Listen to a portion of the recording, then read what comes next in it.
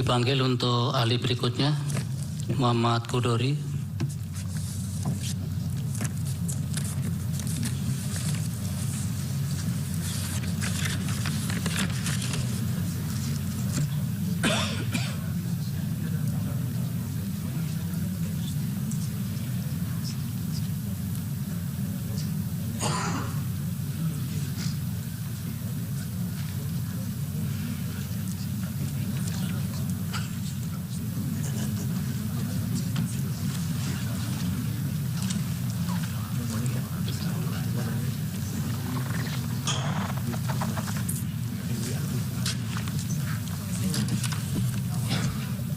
Waktunya 15 menit untuk paparan, selebihnya untuk tanya jawab.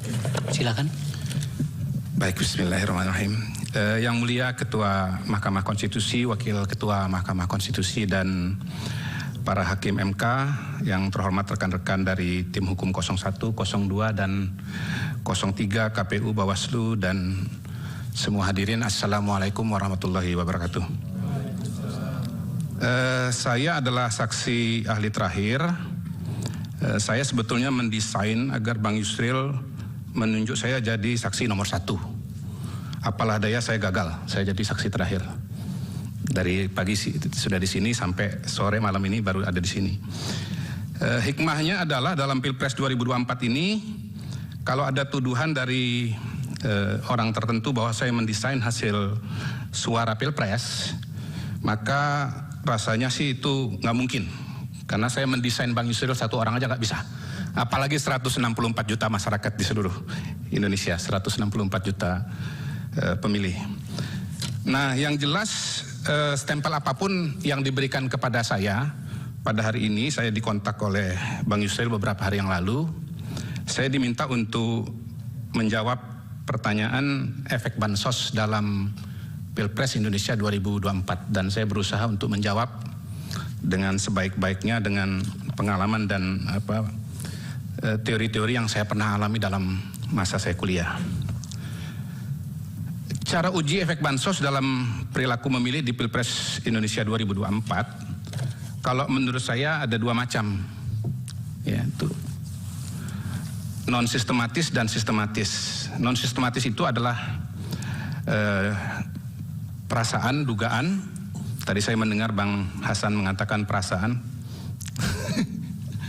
yang tidak didasarkan pada riset ilmiah. Contohnya adalah si A merasa ada pengaruh pemberian bansos terhadap perilaku memilih. Mungkin si A itu bisa diganti dengan Sira Prayuna. Sakit. Tapi si B mengatakan tidak ada pengaruh. Buktinya dari 51 anggota DPR, 30 orang tidak terpilih. Nah, si B itu mungkin namanya Abdul Wahid.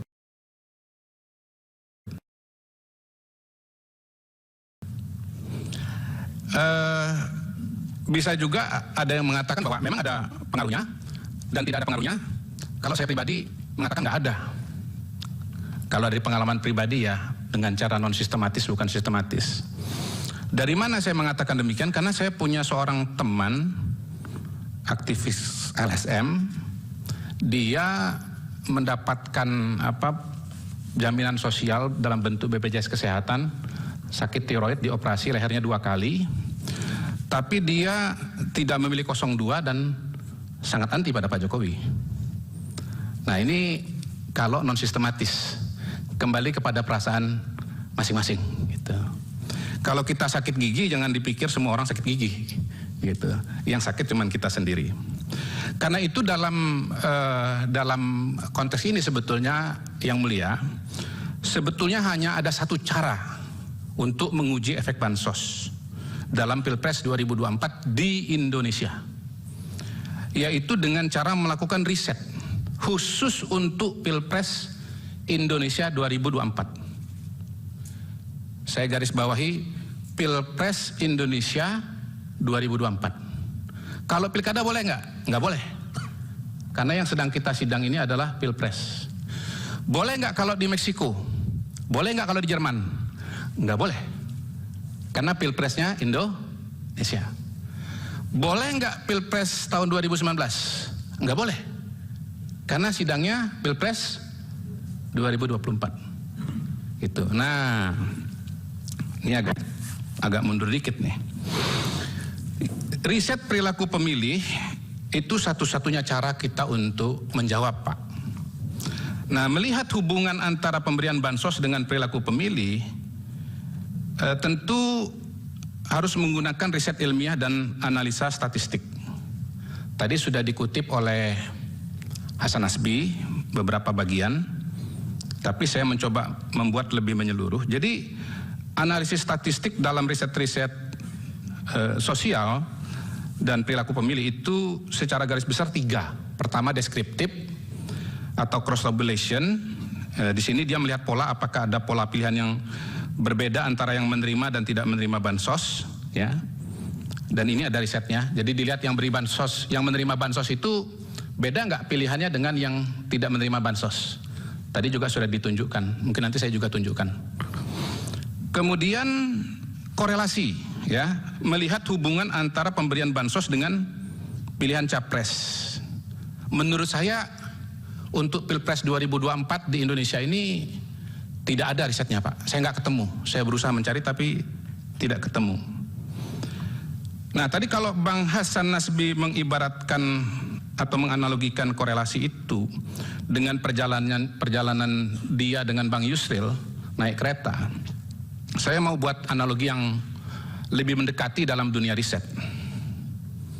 Misalnya ya, meneliti hubungan antara ukuran panjang rambut wanita Indonesia dengan tingginya curah hujan di Indonesia. Itu kalau di riset bisa tuh ketemu korelasinya 0,6, 0,7 itu bisa aja. Tapi bukan berarti panjangnya rambut wanita di Indonesia itu menyebabkan hujan. Itu yang dimaksudkan oleh Hasan Nasbi. Jangan ditanya kenapa saya nggak pakai rambut pria, ya. Saya kira udah jelas itu. Nah, ini nggak bisa menunjukkan sebab akibat. Dia hanya hubungan, ya. Kalau kembali kepada saksi Prof. Hamdi Muluk, di situ dikatakan bahwa ada riset di berbagai negara lalu dibuat rata-ratanya. Menurut saya sebetulnya tinggal kembali aja kepada riset yang tadi disebut oleh Hasan Nasbi bahwa ada riset dari siapa? Namanya ya, dari Dharma dan Martani. Ya, itu saya kira itu satu-satunya riset. Tapi itu tahun 2022 dan kayaknya itu pilkada. Karena itu nggak bisa dipakai untuk mengacu kepada Pilpres 2024. Nah, sebetulnya yang bisa menjawab pertanyaan pada hari ini hanya riset dengan analisa statistik regresi. Melihat kausalitas apakah pemberian bansos menyebabkan memilih paslon tertentu. Oke, saya slide selanjutnya. Jadi riset yang saya temukan sangat terbatas, ya. Tidak semua bisa menjawab yang paling kuat yaitu regresi, hanya cross tabulation. Riset yang pertama, exit poll Litbang Kompas tentang penerima bansos. Yang kesimpulannya adalah, ini kesimpulan Kompas sendiri ya, penulisnya ya, bukan dari saya ya. Tidak ada perbedaan proporsi penerima bansos di antara pemilih ketiga calon. Dan perlinsos atau bansos bukan penentu untuk kemenangan kandidat. Yang kedua, survei indikator politik Indonesia tentang jumlah penerima bansos dan pola pilihan paslon. Saya juga kesimpulannya tidak ada variasi pilihan capres antara yang menerima dan tidak menerima bansos. Kemudian yang ketiga, survei Indobarometer bulan Oktober tentang alasan memilih calon.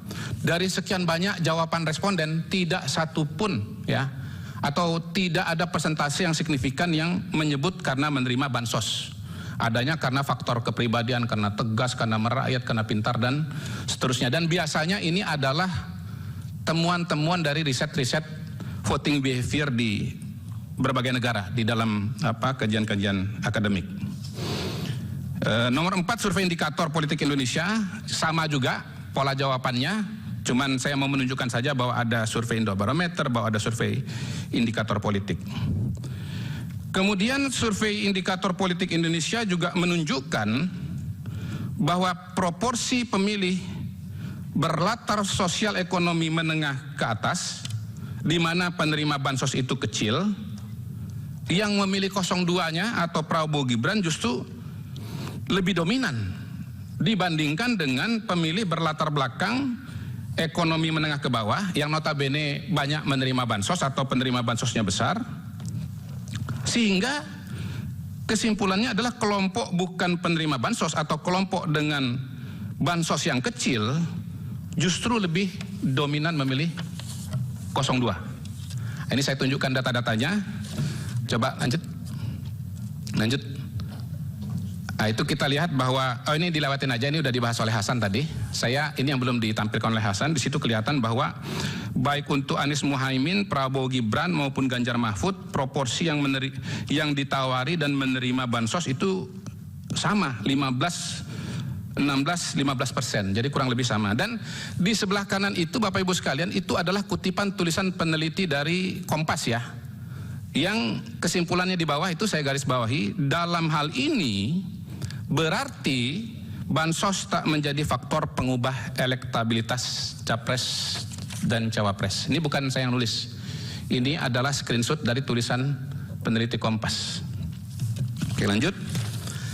Ini data indikator. Terus kita lihat yang terima bansos ya, itu 22%, tidak 77%. Kemudian kita lihat halaman 68, kita lihat di situ. Lanjut. Bukan halaman 9 maksud saya. Terus kita lihat di situ yang menerima bansos untuk Prabowo Gibran, yang memilih Prabowo Gibran 59%, yang tidak menerima bansos yang memilih Prabowo Gibran 58%. Jadi sama aja. Terima bansos nggak terima bansos, Pak Sira Prayuna itu tetap milih Prabowo Gibran ya. Kemudian lanjut. Ini survei yang dilakukan Indobarometer pada bulan Oktober waktu itu. Lanjut. Ini pilihannya, angkanya masih seperti ini. Lalu kemudian breakdown alasannya. Lanjut. Alasan tertinggi, orangnya tegas, lalu perhatian dengan rakyat, lalu pintar, lalu berwibawa, amanah, kinerja terbukti, mampu membawa Indonesia lebih baik, berpengalaman, dan seterusnya. Nggak ada terima bansos. Lanjut.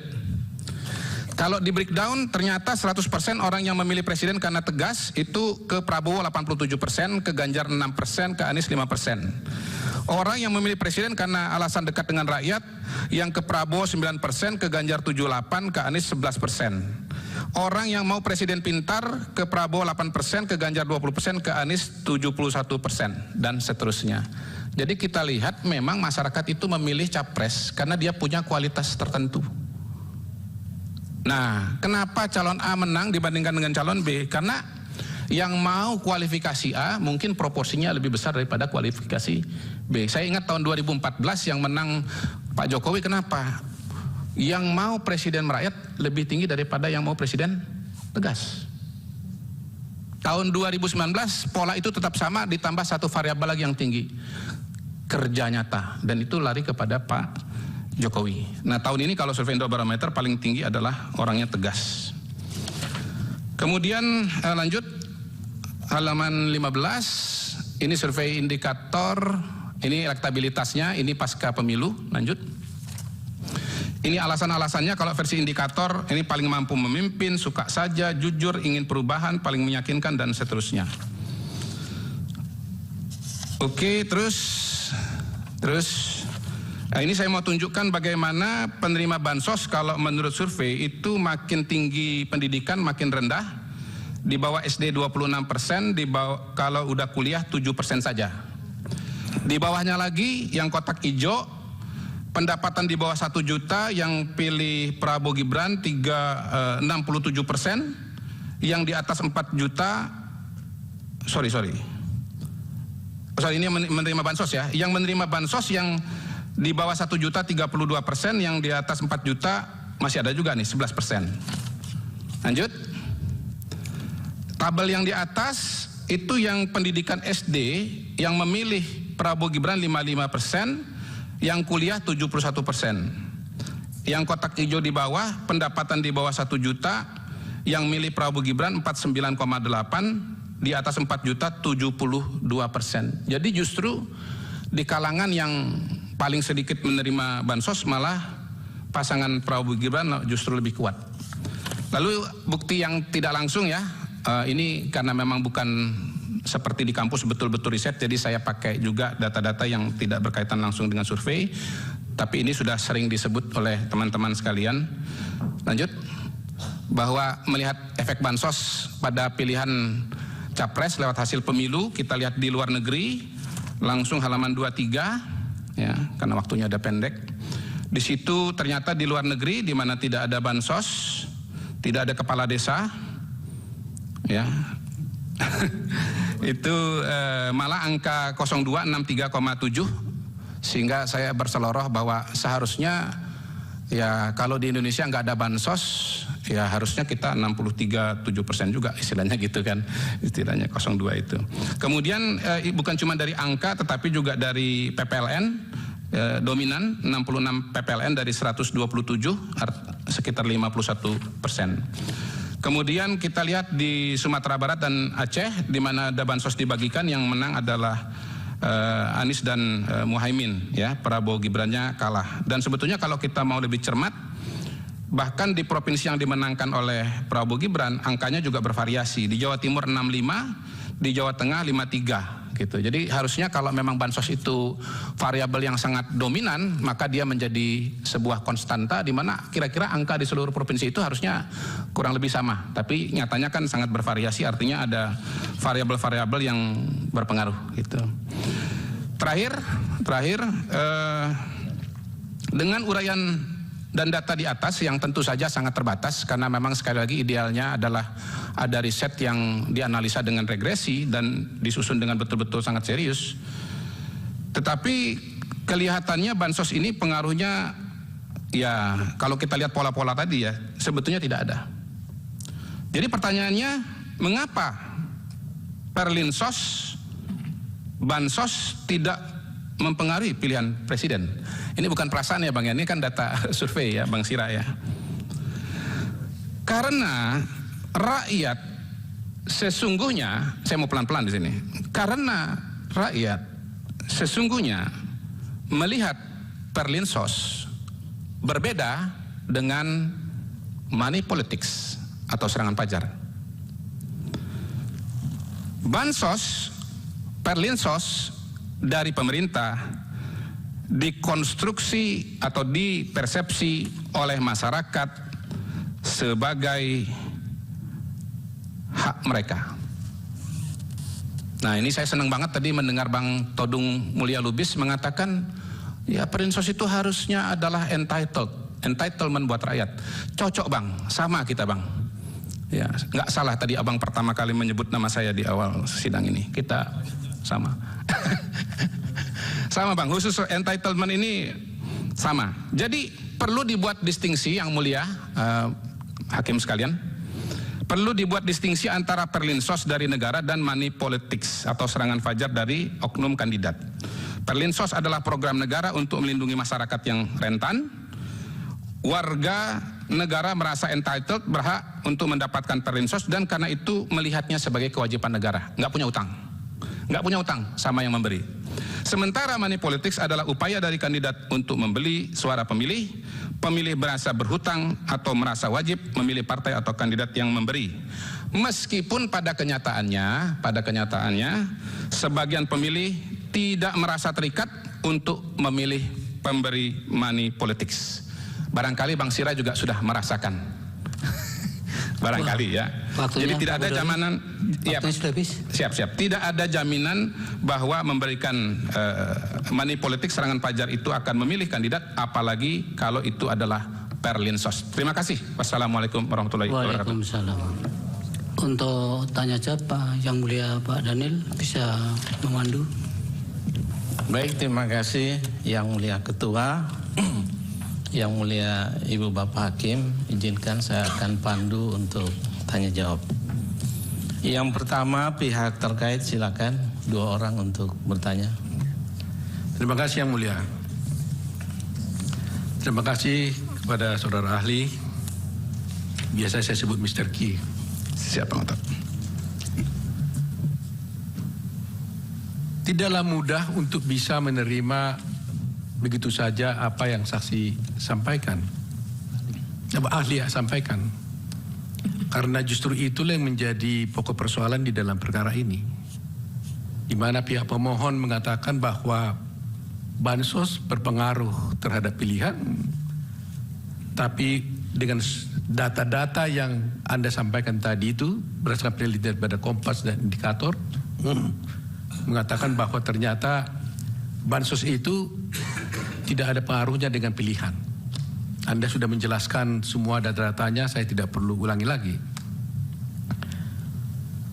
Argumentasi yang disampaikan oleh pihak pemohon dengan mencontohkan tentang konsep pork barrel di luar negeri, di mana seorang senator mungkin berupaya membuat proyek untuk menggelontorkan suatu dana kepada daerah pilihannya agar bisa memilih dia. Sehingga mereka berkesimpulan bahwa dengan adanya menggelontorkan sesuatu dana dan sebagainya tersebut akan bisa mempengaruhi pemilih untuk memilih dia sendiri. Di Indonesia, fakta Pilpres kemarin, saya nggak bilang dulu, tapi yang kemarin ini yang 2024, faktanya sebaliknya dengan apa yang mereka dalilkan. Saya ingin mendapat penjelasan yang lebih dalam lagi daripada ahli. Sesungguhnya, kenapa hal itu bisa berbeda, bertolak belakang dengan kejadian yang terjadi di Pilpres ini? Anda mengatakan bansos sungguh-sungguh tidak punya pengaruh terhadap pilihan, tapi justru di sana mengatakan dengan konsep per barrel itu mengatakan bahwa mereka ada pengaruh. Tadi Anda menjelaskan hanya data-data yang ada di Indonesia, tapi saya ingin Anda membandingkan dengan konsep yang mereka sampaikan di sana. Nah, itu pertama. Kedua, bisa nggak saudara ahli menjelaskan pada persidangan ini? Tadi Anda sudah menjelaskan tentang fakta-fakta yang terjadi di Aceh dan Sumatera Barat, di mana 02 tetap menang, walaupun di sana ada bansos. Bahkan Anda juga menyatakan di luar negeri tidak ada bansos, tapi ternyata 02 menang. Saya ingin mendapat penjelasan dari ahli, apa yang menyebabkan faktor itu bisa terjadi seperti itu? Kalau Anda tadi mengatakan faktor bansos tidak ada, lantas faktor mana yang paling dominan mempengaruhinya? Karena di sini dari analisa saudara tadi itu posisi dominan daripada pemerintah tidak ada di sini. Posisi dari pemerintah tidak dominan. Yang dominan, yang kita tahu dominan itu tidak mempengaruhi keterpilihan daripada Prabowo Gibran. Pertanyaan jadi memang Pak? Itu aja untuk dijelaskan. Baik, terima kasih. Yang mulia Saudara Rifai akan mengajukan pertanyaan di belakang. Ya, terima kasih Yang Mulia. Saudara ahli, sebenarnya kemarin waktu di ahli pemohon saya sudah lempar pertanyaan ini, tapi tidak dijawab. Tapi tetap saya ingin ini dikaji oleh saudara ahli. Lebih kurang begini, ahli pemohon kan menghubungkan pemberian bansos dengan kemenangan 02. Sewaktu saya tanya, kalau gitu apa hubungannya pemberian bansos dengan kemenangan PDIP sebagai partai dengan perolehan suara tertinggi? Beliau tidak bisa jawab tentang itu. Nah, mohon ahli bisa melihat fenomena ini seperti apa. Iya. Terima kasih. Baik, pemohon 1, silakan. Masih ada satu lagi Yang Mulia. Cukup 2, Prof. Cukup 2. Iya, satu ahli cukup 2. Silakan. Ya, terima kasih Yang Mulia. Saya pertanyaan awal dulu kepada saudara ahli. Saudara bagian dari tim kampanye Prabowo Gibran atau bukan? Saya aktivis. Bukan. Pilihan saya pribadi adalah 02. Ketua Gerakan Sekali Putaran. Oh ya, saya mendirikan organisasi namanya Gerakan Sekali Putaran. Itu relawan buat pemenangan Prabowo Gibran. Betul, saya lengkapi kemenangan dalam sekali putaran dan berhasil dengan gemilang. Oke.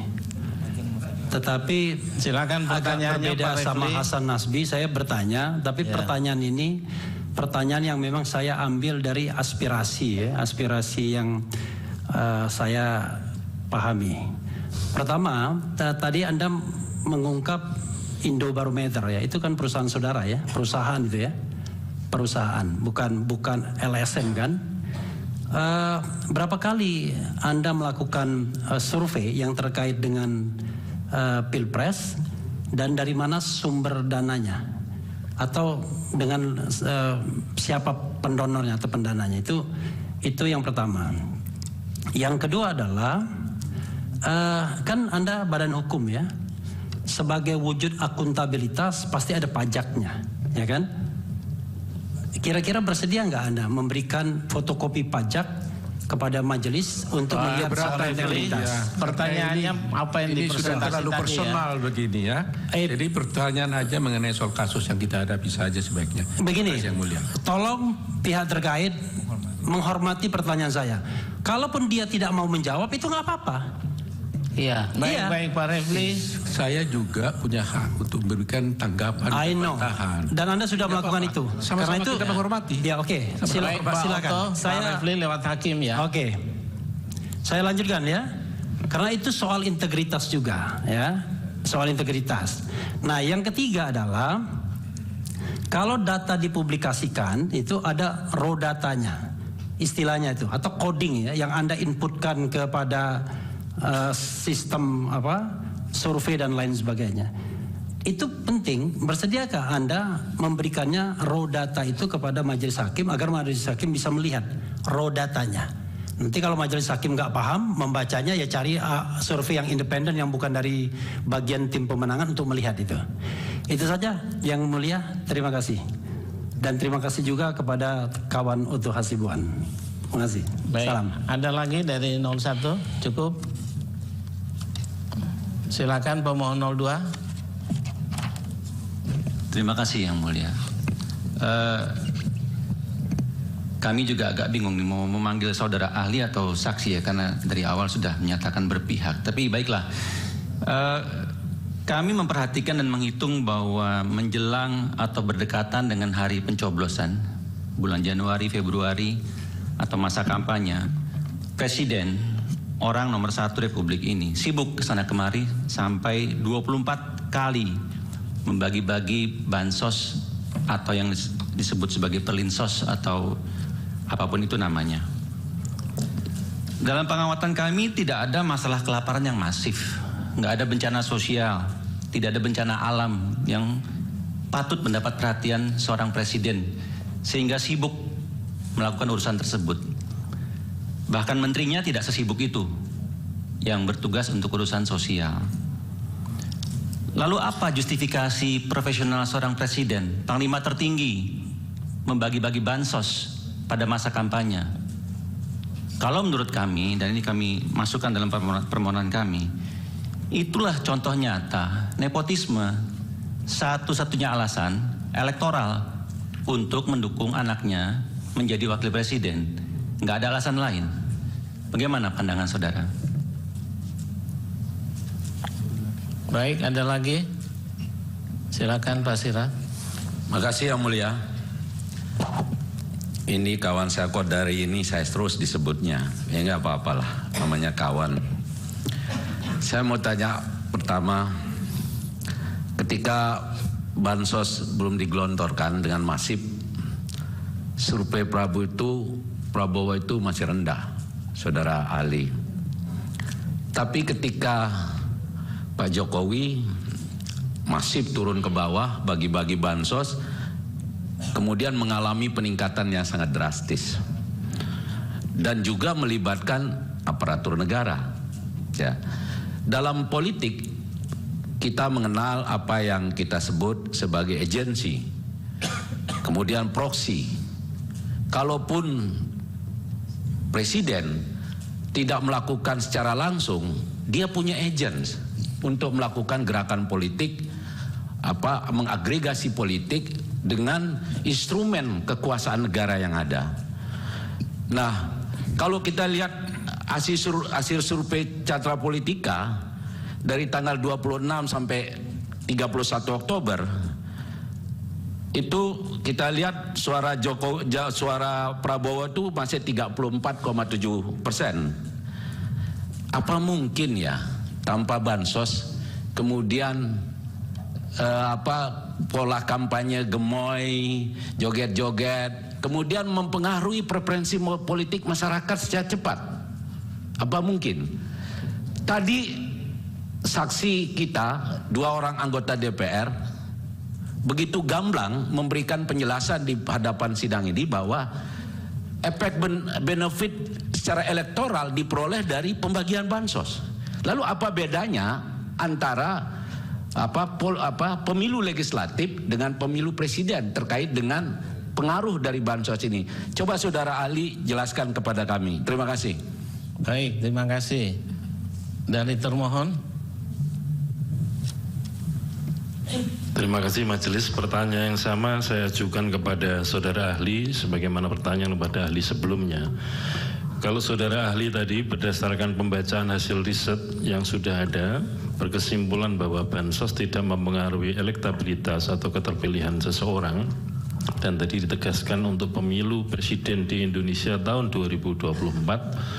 Lalu menurut ahli, apakah berdasarkan riset atau survei atau penelitian ahli sendiri atau hasil pembacaan riset yang dilakukan oleh pihak lain atau lembaga lain, apa faktor paling utama yang mempengaruhi keterpilihan seseorang dalam pemilu presiden di Indonesia tahun 2024? Terima kasih.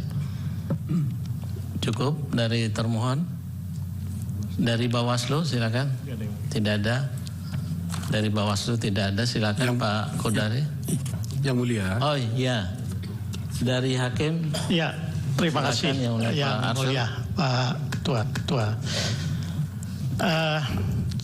Supaya clear, saya ingin bertanya ini kepada ahli bertanya. Tadi kan ditampilkan hasil riset dari indikator politik, ya.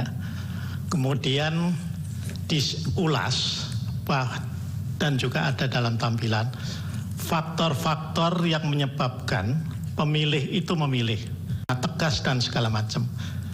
Saya mohon diinfokan, apakah hasil riset itu pilihan jawabannya adalah pilihan jawaban yang tertutup atau terbuka? Tertutup itu artinya pollster sudah mencantumkan di situ. Nah, kalau itu tertutup, ada tidak di situ pilihan karena menerima bansos akan pilih? Sebab kalau itu tidak ada, ya nggak fair juga kemudian untuk menyimpulkan bahwa pemilih memilih bukan karena bansos, kecuali kalau itu ada, gitu loh. Nah, saya mohon penjelasan itu dulu. Baik, terima kasih. Selanjutnya Yang Mulia Prof. Saldi. Terima kasih Yang Mulia Pak Daniel. Ini Pak Kodari dan Pak Refli ini teman saya dulu dua-duanya. Tapi makin lama makin pertengkarannya nggak mau diselesaikan saja. Sampai terbawa ke ruang sidang juga. Bertengkar, saya nanya Yang Mulia. Tapi suasananya sudah agak lain gitu. Lain dari yang saya nikmati beberapa tahun yang lalu. Iya ya, Pak Kodari ya. Padahal dulu kemana-mana itu orang nih jalan-jalan gitu. Saya masih ingat makan mie ayam Gajah Mada di sini. Iya, itu makanya. Saya ingin saudara ahli buka lagi tadi hasil survei bulan Oktober atau September tadi yang indikator politik itu yang ditampilkan. Oh, Februari kalau indikator. Atau soal apa? Ada indikator, ada beberapa data Yang Mulia. Tadi yang bulan Oktober itu yang tentang apa itu? Yang masih surveinya Prabowo 38. Oh, itu surveinya Indobarometer justru. Indobarometer ya? Iya. Ada di sini ya? Ada. Nah, ini. Ini kan ketika itu kan masih pada 35%, 26, 18. Ya. Lalu tadi ada argumentasi alasnya ahli. Iya. Nah, ketika ini belum ada bansos gitu. Dan belum ada faktor Gibran kalau nggak salah ketika itu ya. Tidak mengatakan bahwa tidak ada faktor bansos. Tadi disebutkan ketika ini belum ada bansos tadi disebutkan. Enggak. Itu. Nanti bisa dicek dari salahnya. Iya. Tapi terlepas dari itu, bisa nggak saudara ahli memberikan kepada kita gambaran? Ini kan ada dua hal tadi yang dijelaskan, bansos dan satu lagi itu ini pemilih. Baru juga disebut ya soal money politics. Iya. Jadi kalau bansos penerima merasa ini kan uang negara ini. Lalu kalau money politics ada rasa keterikatan sekalipun yang menerima juga tidak wajib banget memilih. Nah, itu kan kata saudara ahli tadi. Saya masih ingat apa yang disebut oleh Burhanuddin Mutadi ya, bahwa money politics itu sebetulnya mempengaruhi orang sekitar sekian 20 berapa persen lah, kemungkinan kecil ya, nggak sampai angka yang signifikan kalau dipinjam yang pendapat ahli yang pertama.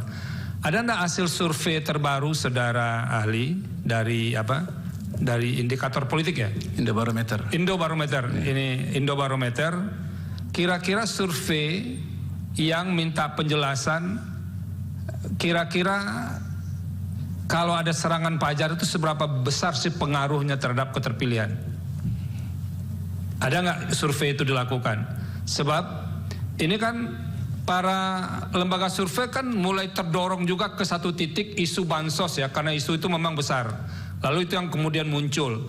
Padahal kalau belajar dari yang saudara kemukakan tadi, ada juga money politik atau politik uang atau serangan fajar dan segala macamnya.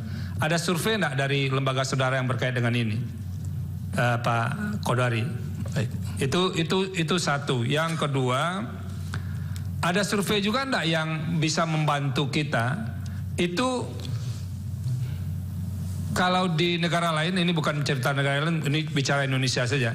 Itu kontribusi calon presiden, calon wakil presiden terhadap persentase yang diraih oleh pasangan calon itu.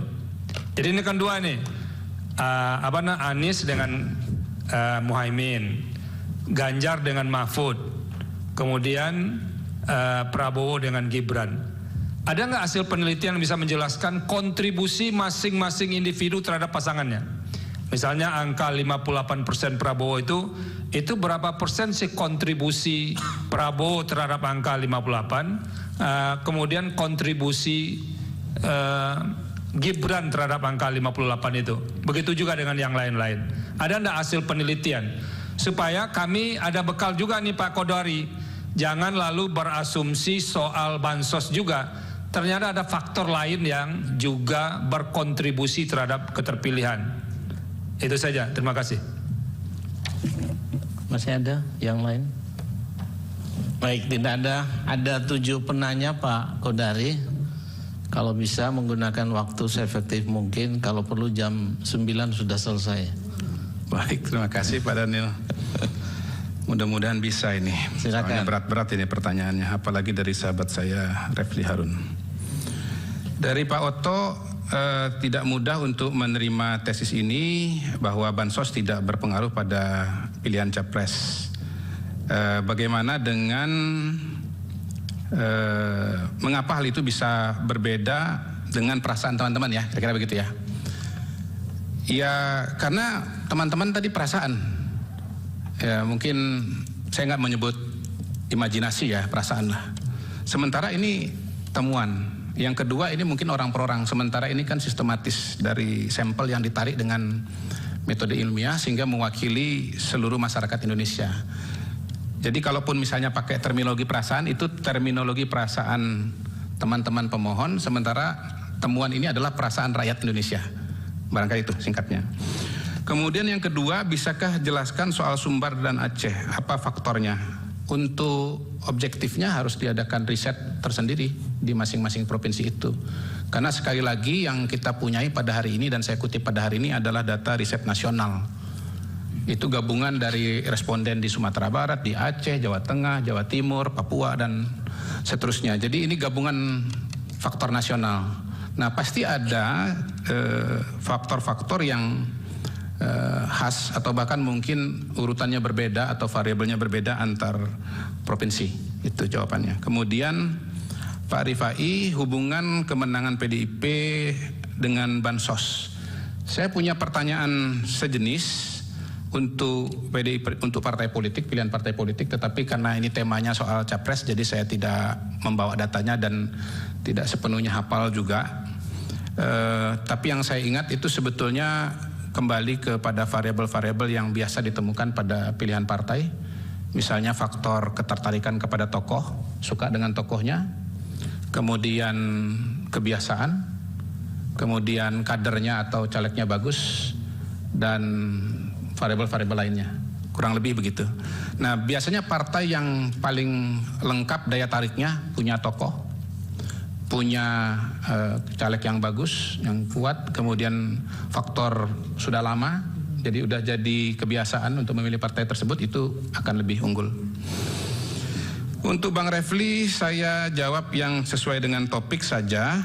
Soal raw data siap diberikan apabila diminta oleh Majelis Hakim. Kemudian 03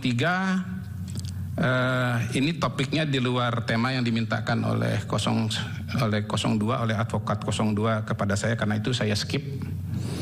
Kemudian Bang Sira Prayuna, bansos tidak punya data untuk mengetahui. Saya pertama majelis, Ya. tema dari presentasinya adalah hubungan bantuan sosial dengan elektabilitas kan. Itu yang kami tanyakan tadi. Jadi sangat berhubungan dengan apa yang saudara paparkan. kaitannya dengan bansos Kami ulang dan ya. pilihan. Kami mencatat presiden Iya. itu 24 kali membagi-bagi bansos kesana kemari. Oke. Ya, tidak ada masalah kelaparan, tidak ada masalah bencana alam, tidak ada masalah sosial dan lain-lain. Oke. Menurut kami alasannya itu elektoral untuk mendukung anaknya menjadi wapres. Ini bukti nepotisme menurut hemat kami. Nah, apakah memang saudara punya bukti lain untuk memberikan justifikasi sampai begitu sibuknya seorang presiden membagi-bagi bansos? Gitu pertanyaan. Oke, baik.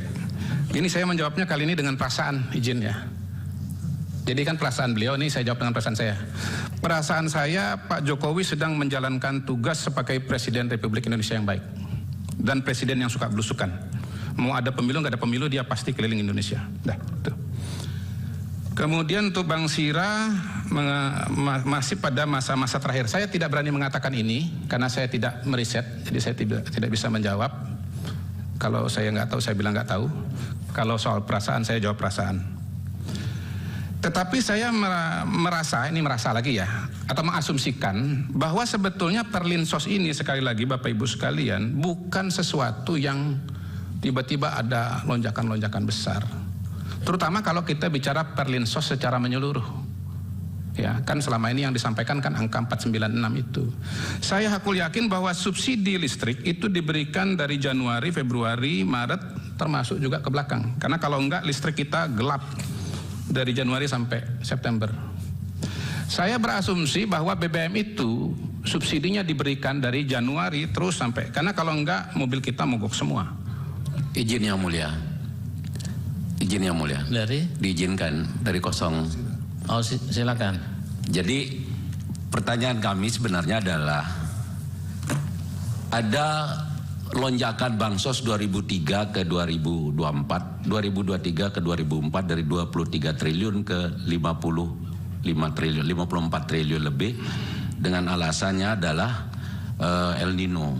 Padahal kita tahu bahwa El Nino itu menurut data statistik BMKG sudah selesai di bulan November. Nah, lalu pertanyaan saya tadi adalah apakah kemudian yang menjustifikasi pemberian bansos yang begitu besar tanpa ada maksud untuk mempengaruhi preferensi politik masyarakat dalam pemilu Pilpres kali ini. Dan ini terkonfirmasi tadi ketika mendengar jawaban dari teman-teman DPR bahwa mereka punya benefit secara elektoral terhadap penerimaan bansos masyarakat. Tingkat suara mereka mendapat keterpilihan mereka menjadi rujut gitu loh. Baik, cukup ya. Ya. Silakan Pak Kodari. Baik, izin saya bisa buka sebentar ya catatan saya mengenai kenaikan dana bansos. Tapi kalau ini nggak ketemu saya lepas saja biar teman-teman DPR yang menjawabnya ya. Karena buat saya kan pertanyaan kepada saya lebih kepada soal apakah ini berpengaruh atau tidak berpengaruh gitu, bukan soal jumlahnya atau kenaikannya atau apa alasan kenaikannya. Mohon maaf nggak ketemu, jadi saya nggak bisa menjawab. Biar nanti mungkin besok dengan Menteri Sosial atau Menteri Keuangan. Tapi yang saya bisa respon di sini kepada Abang Da adalah soal survei Carta Politika. Mungkin catatan bahwa survei Carta Politika yang dikutip tadi pada Oktober itu seingat saya berbeda temuannya dan polanya dengan lembaga-lembaga survei yang lain termasuk di kami. Jadi kalau di kami di Indobarometer surveinya Prabowo Gibran sudah nomor 1 dan kalau di Carta itu Prabowo Gibran nomor 2, nomor 1-nya adalah kalau nggak salah Ganjar Mahfud. Itu yang saya bisa tambahkan. Kemudian untuk pileg, saya fokus kepada riset mengenai pilpres, ya. Walaupun saya agak ingat-ingat juga risetnya dari Prof. Burhan Muhtadi, ini sekalian menjawab Pak Arsul ya. Pak Saldi Isra, soal pengaruh money politics di dalam pileg itu kalau nggak salah 10% kalau nggak salah. Kalau nggak salah ya, tentu harus dikoreksi. Saya mohon maaf kalau salah kutip. Jadi ini cerita mengenai pileg, caleg, bukan bicara mengenai pilpres. Kalau pilpres datanya yang saya sebutkan tadi. Dan riset yang lebih rigid misalnya seperti yang dilakukan oleh Prof. Burhan rasanya belum pernah saya temukan. Kemudian dari KPU. Apa alasan atau faktor paling utama 2024? Tergantung lembaga yang ditanya. Kalau Indobarometer yang ditanya dengan riset yang ada, tadi tegas, berwibawa, melanjutkan pemerintahan dan seterusnya. Itu ya Pak Hasim ya. Kemudian dari Pak Arsul, pertanyaan terbuka atau tertutup. Kalau yang survei Indobarometer itu terbuka, yang mulia. Jadi bukan kami yang konstruksi, itu jawaban responden dari masyarakat yang kemudian dikompilasi. Kalau yang indikator, karena bukan saya yang melakukan, saya tidak berani konfirmasi, tetapi dari bentuk pertanyaannya yang dicantumkan di tabel, dugaan saya adalah pertanyaan terbuka juga, sama. Jadi pertanyaan terbuka, jadi bukan yang dikonstruksi oleh peneliti. Kemudian dari Prof. Saldi yang pertama sudah saya jawab tadi. Kemudian soal perlinsos begini. Perlinsos ini sebetulnya saya kira ada dua macam ya. Pertama, orang merasa entitled, tapi sebetulnya ada juga yang kedua, orang sebetulnya bahkan tidak menyadari bahwa dia mendapatkan bantuan dari pemerintah. Saya kira kalau kita bicara BBM, listrik, mungkin sedikit yang menyadari bahwa mereka tuh sebetulnya dibantu oleh pemerintah. Tetapi kalau yang dapat beasiswa pendidikan, kemudian jaminan kesehatan, itu mungkin mereka merasa. Walaupun seperti teman saya tadi, dia justru pembenci Jokowi dan tidak memilih 02 ya.